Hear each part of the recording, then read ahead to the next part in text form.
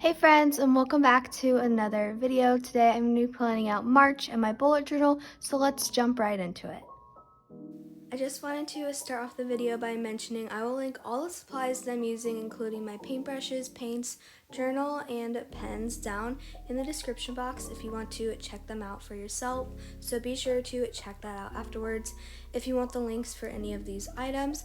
But to start off for my March plan with me, I decided to kind of make it a tradition now to watercolor each month of March in my bullet journal. I just think it's such a fun idea to make traditions, and I did this last year for the first time after I got in my first art journal of bullet journal because it can hold up that watercolor because it has that nice thick paper. I decided to go for this design that I just showed you in that frame. I have my own local small business where I sell hand-painted watercolor frames and cards and things like that, which I'll link my Instagram also in the description box if you want to see what I sell, because I do ship to certain places as long as it's in the US. But I just decided to copy one of the frames that I've recently painted that I'm going to do for a local pop-up, which you can see all the date and time for everything on that on my Instagram, which I'll link in the description.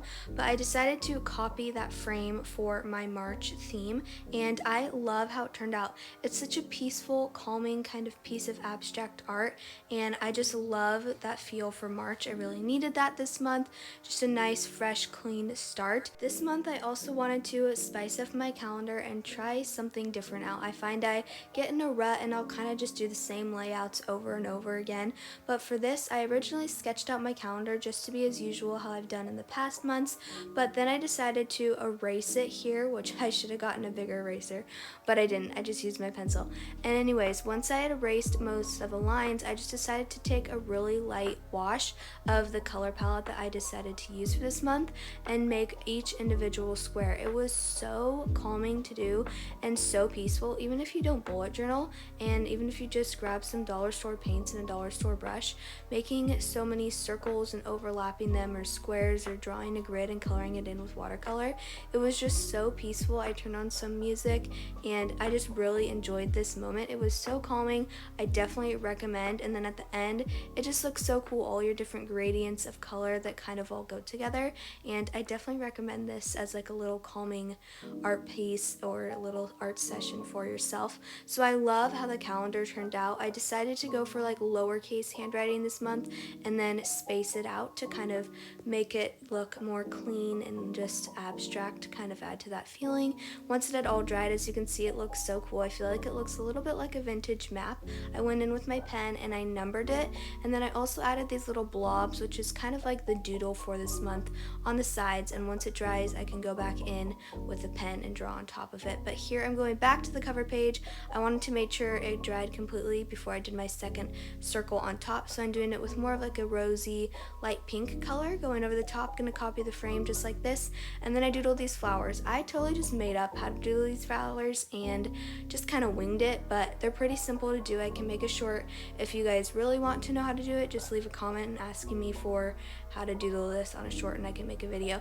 But it's really simple overall. You just do like a little half circle at the top and then make some petal shapes and some leaves, and it's super simple. It turns out really cute and I just love the overall look of it. So then once I had done that, I added March, spaced out my letters again, kind of nestled it in between the flowers, and did the same thing for the other side.